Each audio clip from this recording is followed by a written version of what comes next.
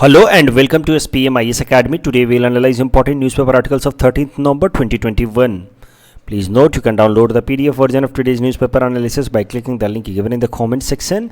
You can also download September 2021 magazine from our website spmisacademy.com. This is the list of the topics that we will be covering from today's newspaper. The first article is taken from editorial segment. It talks about a rise in cyber crimes in India, and this topic is important from our syllabus paper 4 internal security point of view.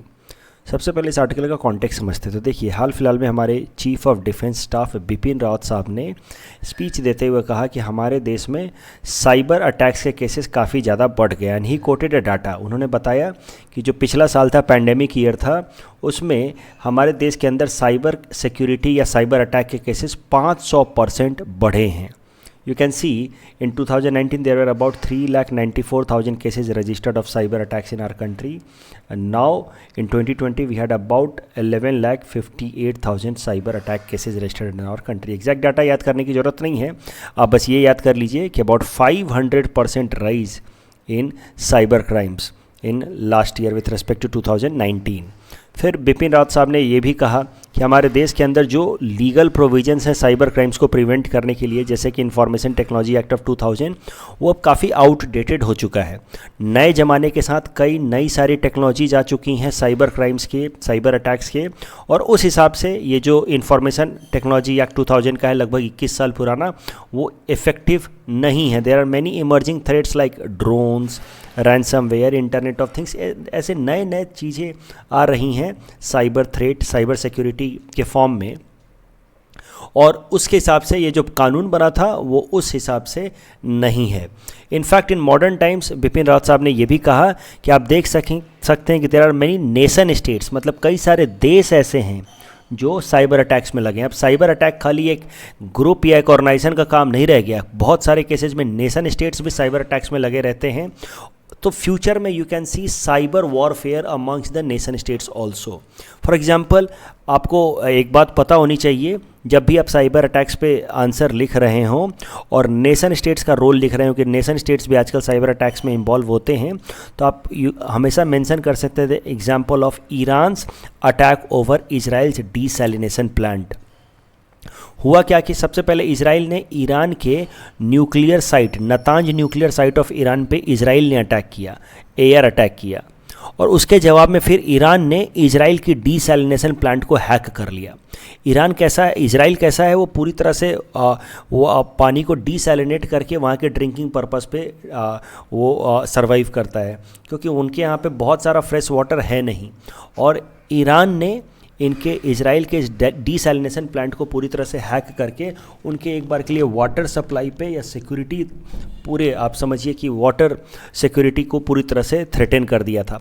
So this is one of the classical example कि how nation states are also getting engaged into cyber attacks. तो यही कह रहे हैं बिपिन रावत साहब कि nation states भी आजकल साइबर अटैक में एंगेज हो रहे हैं, और वैसे हालात में ये जो हमारा आउटडेटेड टेक्नोलॉजी है ये इफेक्टिव नहीं है। We need to bring more updated technology so that we could tackle the modern emerging cyber threats. इसके लिए फिर उन्होंने अंत में ये भी कहा कि we need to pass the personal data protection bill, जो पार्लियामेंट में पिछले 2 साल से पड़ा हुआ है। It's a matter of concern कि कितना इंपॉर्टेंट बिल है जो पार्लियामेंट में 2 सालों से पास नहीं हो पाया है। अब जरा देखते हैं कि हमारे देश के अंदर साइबर सिक्योरिटी इनिशिएटिव्स क्या क्या लिए गए हैं, क्या क्या ऐसे स्टेप्स लिए गए हैं हमारे देश में साइबर सिक्योरिटी के लिए। तो एज ए सेड कि एक सबसे पुराना कानून है साइबर सिक्योरिटी के लिए, उसका नाम है इंफॉर्मेशन टेक्नोलॉजी एक्ट। इसमें कुछ बेसिक ऑफेंसेस मेंशन किए हैं जो साइबर अटैक की तरह काउंट किए जाते हैं और उसको एक ऑफेंस की तरह गिना जाता है। For example, hacking a computer system या साइबर टेररिज्म। साइबर टेररिज्म होता है किसी भी प्रोटेक्टेड सिस्टम को हैक करना, that can lead to threat on unity, integrity and sovereignty of India. इसको कहा जाएगा साइबर टेररिज्म अगेंस्ट इंडिया। तो नॉर्मल अगर मेरा आपका कंप्यूटर हैक होता है तो उसको that's a basic cyber crime, ठीक है, as a simple cyber crime. But if for example DRDO data is hacked, DRDO system is hacked, then that will be considered as cyber terrorism, because DRDO, ISRO, उनके system को hack करने का मतलब it is threat to unity, integrity and sovereignty of our country. तो ये सब कुछ बातें लिखी गई हैं, ऑफेंसेस डिफाइन किए गए हैं in information technology act as cyber offences, लेकिन ये काफ़ी आउटडेटेड लॉ है। हाल फिलहाल में नेशनल साइबर सिक्योरिटी पॉलिसी लाई गई थी 2020 में। ये काफ़ी इंपॉर्टेंट है, ध्यान से समझिएगा, इसमें कुछ नए कॉन्सेप्ट्स लाए गए हैं।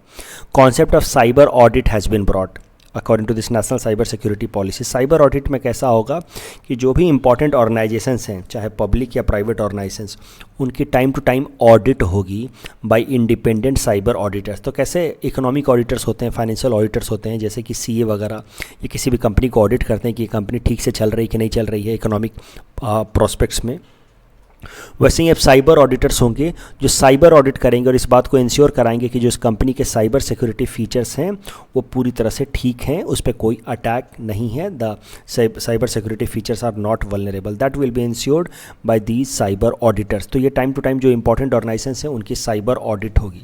सो this is a new concept brought under national cyber security policy 2020। उसके अलावा एक और नया कॉन्सेप्ट लाया गया है, the index of cyber preparedness. तो जैसे अलग अलग तरह की इंडेक्स पब्लिश होती है, क्लीनलीनेस इंडेक्स, लिवेबिलिटी इंडेक्स, वैसे ही अलग अलग ऑर्गेनाइजेशंस की एक इंडेक्स पब्लिश होगी साइबर प्रिपेयर्डनेस, कि अलग अलग ऑर्गेनाइजेशन कितना प्रिपेयर्ड हैं to prevent cyber attacks them against them. तो अभी ये दोनों प्रपोजल है according to national cyber security policy, अभी ये दोनों प्रपोजल को इम्प्लीमेंट होना बाकी है, but you can always write these two proposals which are very new ideas, cyber audits and index of cyber preparedness. फिर साइबर सुरक्षित भारत इनिशिएटिव, ये जो साइबर सुरक्षित भारत इनिशिएटिव है that was taken by insurance regulatory development authority of India.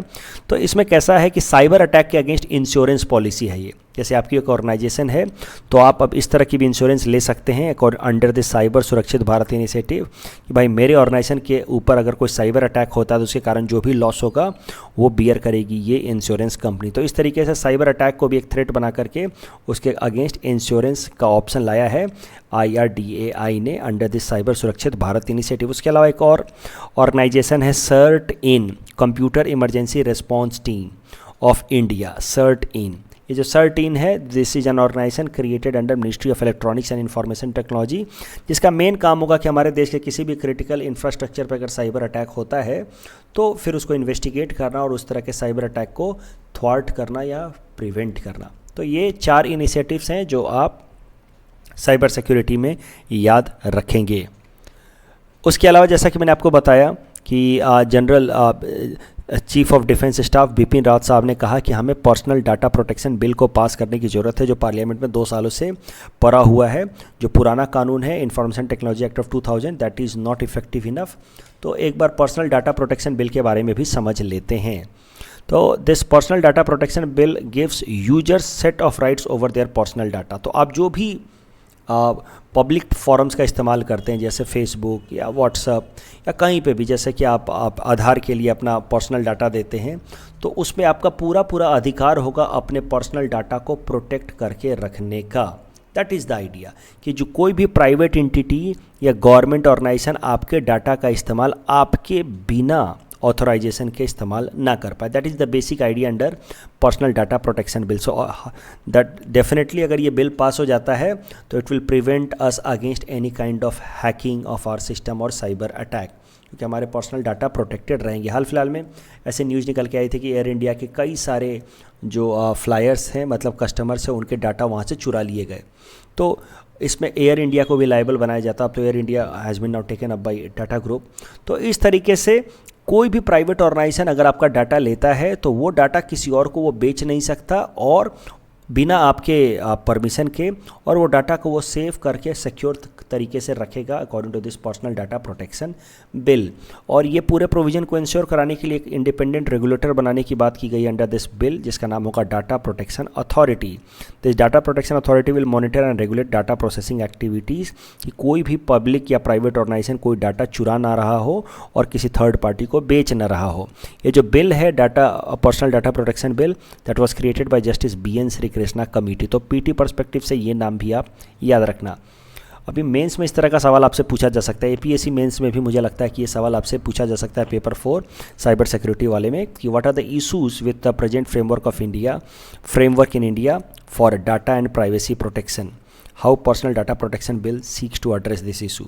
तो आप साफ साफ कह सकते हैं कि ये जो सवाल देख करके आपको समझ आ जाएगा कि ये सवाल पूछना चाह रहा है कि इंफॉर्मेशन टेक्नोलॉजी एक्ट जो 2000 वाला है, information technology after 2000, that is not sufficient और इनफ टू प्रिवेंट करंट और डायनेमिक साइबर अटैक्स और cyber threats on any country.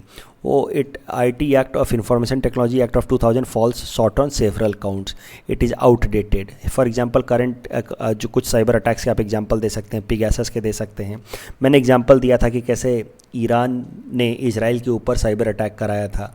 पिछले साल एक न्यूज़ निकल के आए थे कि मुंबई के अंदर बहुत सारे पावर शटडाउन्स हुए थे बिकॉज ऑफ शैडो पैड नाम का एक साइबर अटैक हुआ था मुंबई के ऊपर, मुंबई पावर सप्लायर्स के ऊपर from cyber security attackers of China. तो ये सब चीज़ें हैं जो मॉडर्न टाइम्स में एक किसी भी क्रिटिकल इंफ्रास्ट्रक्चर के ऊपर अटैक थ्रेट हैं, क्योंकि critical infrastructures are mostly now guided by software which are vulnerable to cyber attacks. और ऐसे हालात में we need to pass personal data protection bill, and personal data protection bill को pass करने से पर्सनल डाटा प्रोटेक्टेड रहेंगे, which to some extent can prevent cyber attacks at least on private individuals. The next article is taken from international segment. It talks about Conference of Party number 26 that ended recently. This topic is important from our syllabus paper 3 international agencies point of view. तो आपको पता है कि Glasgow Scotland में conference of party number 26 of United Nation framework convention on climate change चल रही थी, and that has now ended yesterday, that is on 12 नवंबर 2021. अगर इस कॉन्फ्रेंस ऑफ पार्टी 26 की बात की जाए, अगर इसके आउटकम की बात की जाए, तो आपको जानना चाहिए कि this conference of party number 26 ended without any treaty.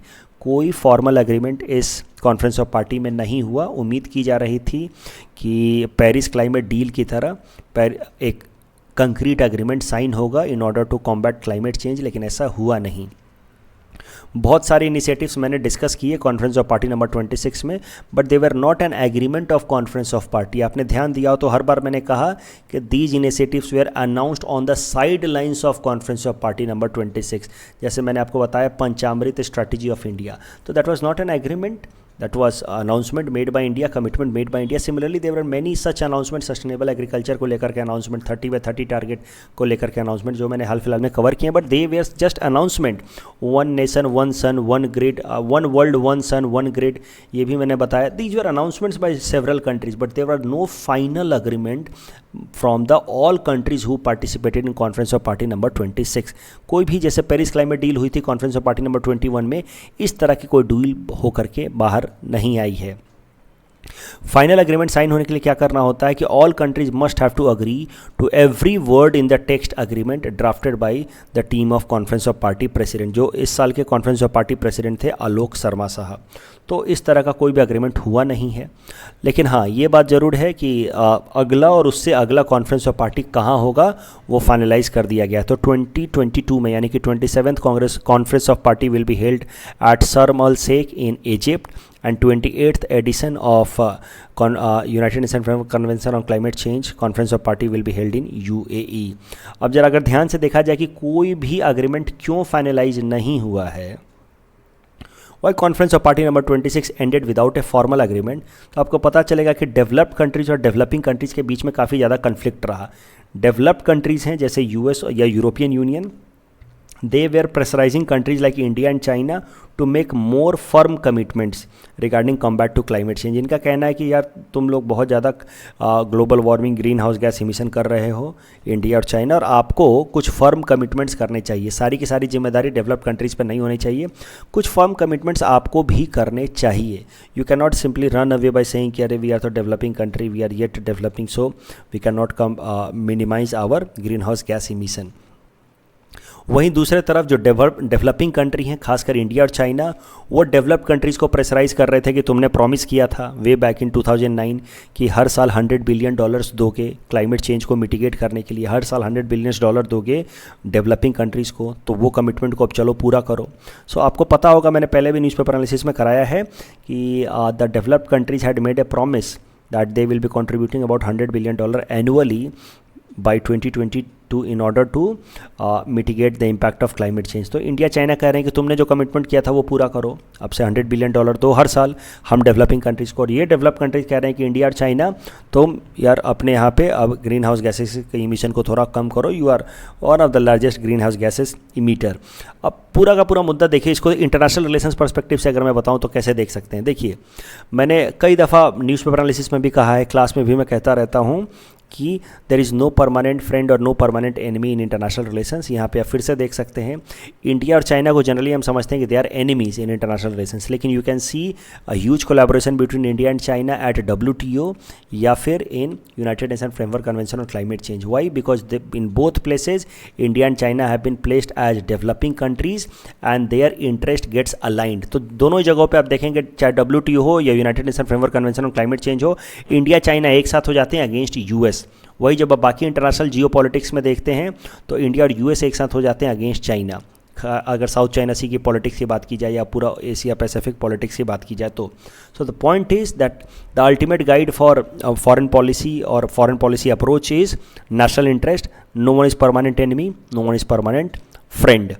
जैसा कि मैंने आपको बताया था 2009 में, that was conference of party number 15 held at Copenhagen, the developed countries had promise that they will be mobilising $100 billion every year from 2020। और इसके लिए फिर 2010 में एक फॉर्मल फंड बना दिया गया था जिसका नाम था green climate fund. India China कह रहे हैं कि लाओ ग्रीन क्लाइमेट फंड का पैसा लाओ, हर साल $100 बिलियन तुमने कहा था वो लाओ, और ये लोग कह रहे हैं डेवलप कंट्रीज कि नहीं, तुम लोगों को ज़्यादा रिस्पॉन्सिबल होना होगा, specially country like India and China. They can not say that we are developing countries and that why we will not be following greenhouse gas emission cut norms. एक और चीज़ समझिए, काफ़ी न्यूज़ में हो रही है, आ रही है हाल फिलहाल में, तो मुझे लगता है इससे रिलेटेड PT में सवाल पूछ लिया जाएगा आपको। जैसा कि मैंने बताया कि conference of party number 26 ended without any formal agreement, कोई फॉर्मल एग्रीमेंट हुआ नहीं। तो एक इंटरनेशनल ग्रुप कह लीजिए आप, इंटरनेशनल परफॉर्मिंग आर्टिस्ट ग्रुप है ये, इसका नाम है रेड रिबेल ब्रिगेड। ये रेड रिबेल ब्रिगेड ने कॉन्फ्रेंस ऑफ पार्टी नंबर 26 में जब कोई फैसला नहीं हुआ तो उसके खिलाफ प्रोटेस्ट करने के लिए United Nation climate change conference Glasgow के बाहर इन्होंने इस तरह का परफॉर्मेंस दिया। ये जो रेड रिबेल ब्रिगेड है, ध्यान से समझिए, ये एक आर्टिस्ट ग्रुप है, एक तरह का ग्रुप है जो अलग अलग जगहों पे परफॉर्म करता है क्लाइमेट चेंज से अवेयरनेस को जनरेट करने के लिए, क्लाइमेट चेंज के अगेंस्ट अवेयरनेस को जनरेट करने के लिए। नाम है इनका रेड रेबेल ब्रिगेड। और जब कॉन्फ्रेंस ऑफ पार्टी नंबर 26 में कोई भी कंक्रीट फैसला नहीं हुआ तो इन्होंने United Nation climate change conference जहाँ ग्लासगो में हो रही है उसके बाहर इन्होंने परफॉर्म किया in order to show their protest. कि आप लोग खाली मिलते हो, पार्टी वार्टी करते हो, टाइम पास करते हो, मुद्दे की बात नहीं करते, कोई भी कंक्रीट एग्रीमेंट नहीं करते हो, हर साल आपका यही है। This was a kind of approach of this red rebel brigade. काफ़ी न्यूज़ में है, इसलिए मुझे लगता है इनसे रिलेटेड प्रीलिम्स में सवाल पूछा जा सकता है। I have given one prelims practice question here, काफ़ी सरल है, इसको अटेम्प्ट कीजिए and you can submit the answer in the comment section. The next article taken from national segment, it is about Janjatiya Gaurav Divas. This topic is important from our syllabus paper 2 history point of view. देखते हैं इसको history में कैसे इस्तेमाल किया जा सकता है। सबसे पहले समझिए व्हाट इज द न्यूज़। तो यूनियन कैबिनेट ने फैसला लिया है कि 15 नवंबर को पूरे देश भर में जनजातीय गौरव दिवस मनाया जाएगा। हर साल अब हमारे देश में 15 नवंबर को जनजातीय गौरव दिवस मनाया जाएगा। इसका पर्पस होगा कि हमारे देश के जो ट्राइबल फ्रीडम फाइटर्स थे उनके कंट्रीब्यूशन को याद किया जाए और आने वाले जो जनरेशन्स हैं उनको ट्राइबल फ्रीडम फाइटर्स के कंट्रीब्यूशन के बारे में बताया जाए। हमारे यहाँ पे कई सारे ट्राइबल फ्रीडम फाइटर्स हुए हैं, जैसे कि संथल्स, तोमर्स, कोल्स, भिल्स। नॉर्थ ईस्ट में बात किया जाए तो Khasis and Mizos, they have been tribal freedom fighters. तो आने वाले जनरेशन्स इनके सेक्रीफाइसेस को याद रखें, इस कारण से 15 नवंबर को जनजातीय गौरव दिवस हमारे देश में मनाया जाएगा हर साल। 15 November is birth anniversary of Shri Birsa Munda. I am so sorry. 15th November is birth anniversary of Sri Birsa Munda, who is also considered as Bhagwan by tribal communities across the country because of the role played by Sri Birsa Munda during freedom struggle. He fought bravely against Britishers' exploitative system and he started a tribal movement against Britishers known as Ulgulan. अब कैसे इस्तेमाल करेंगे इस जनजातीय गौरव दिवस का mains में? देखिए, मेंस में तो आपसे सीधा सीधा पूछेगा नहीं कि बताओ जनजातीय गौरव दिवस कौन से दिन मनाया जाता है, पीटी जी के जैसा तो सवाल आएगा नहीं, तो या तो अगले साल पीटी में आ जाएगा, नहीं तो इस साल इस तरह का सवाल आपसे पूछा जा सकता है कि व्हाट इज़ द रोल और explain the role of tribals in freedom movement. तो उसमें आप सब लिखेंगे जो भी आप पढ़ के जाते हैं, role of tribals in freedom movement, जैसे संथल, तोमर्स, कोल, भिल्स, इन सब के बारे में लिखेंगे। फिर कहीं ना कहीं इंट्रोडक्शन में या कंक्लूजन में आप लिख सकते हैं कि recently recognising the role of tribals in freedom movement, the government of India has announced 15 November as Janjatiya Gaurav Diwas, which happens to be birth anniversary of Shri Birsa Munda. इस टॉपिक के बेसिस पे ये प्रीलिम्स प्रैक्टिस क्वेश्चन हमने आपको दे रखा है। Please attempt this question and you can submit the answer in the comment section. The next article taken from Assam segment, it is about non attainment cities of Assam. This topic is important from our syllabus paper 6 Assam issues point of view.